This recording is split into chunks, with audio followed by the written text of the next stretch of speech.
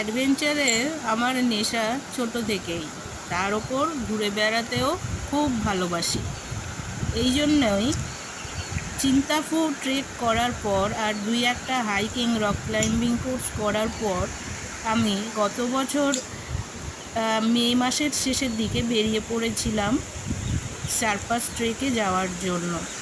কিন্তু দুর্ভাগ্যবশত আমি একটা ফ্রড কোম্পানির সঙ্গে চলে গেছিলাম, যেখানে আমাকে খুব বিচ্ছিরিভাবে গ্রহণ ভিলেজের পর প্লেন থেকে ৭৭০০ ফুট উঁচুতে আমাকে অ্যাবান্ডন করে ওখানে একা ফেলে রেখে নিজের ওপর অ্যারেঞ্জমেন্ট সব কিছু থাকা খাওয়ার অ্যারেঞ্জমেন্ট করতে হবে, এরকম অবস্থায় একা ছেড়ে আমার গ্রুপ এগিয়ে যায় সার্পাস ট্রেকের পরবর্তী রাস্তায় অগ্রসর হয়।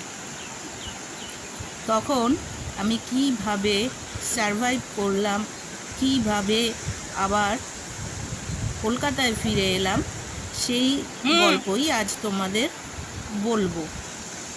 বুঝতেই পারছো আমাকে কীরকম একটা অবস্থায় ফেলা হয়েছিল।